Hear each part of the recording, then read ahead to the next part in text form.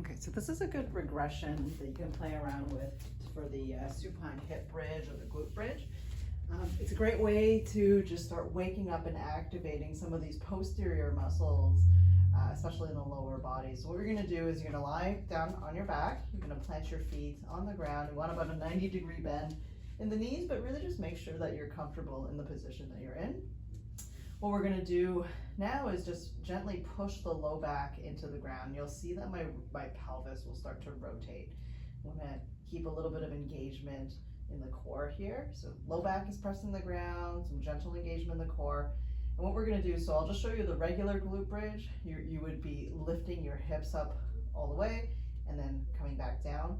But in this case, what we want to work on is just starting to wake up some of these back muscles. So we set up the same way as a regular hip bridge, but this time you're just going to gently push your feet into the ground without lifting your hips up. And what you'll start to feel is that the muscles in the back of the legs will start to turn on, and that's a really good place to start.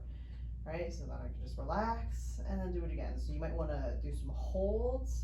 We could do faster reps.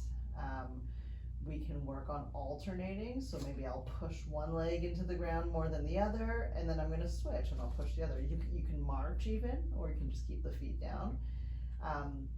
We can also play around with placing the feet further away from the hips. So when we start to walk our feet further away, this will be a little bit more hamstring dominant. You're going to feel this lower in your legs. So same mechanics to the movement, where you want to think of that pelvic tilt, and then you're just going to dig your heels into the ground now. And you start to feel, again, the hamstrings. So again, you can do both at the same time, or you can alternate. All right, we can go almost to the point where we're almost straight and just digging those heels in the ground. You're going to really feel those hamstrings without having the intensity of actually lifting the hips up. Another one you can play around with too, and I like this one because I find I get a little bit more glute engagement. I bring my feet up a little bit closer. And you're gonna let the knees fall apart. Just turn so you can see. So here, feet are together, and then I'm gonna let my knees fall apart here. So I'm gonna be on the outer edges of both of my feet. And then from here, you're just gonna push your feet into the ground, thinking of lifting up your hips, but you don't have to completely lift them. And with this, it tends to feel a little bit more glute engagement.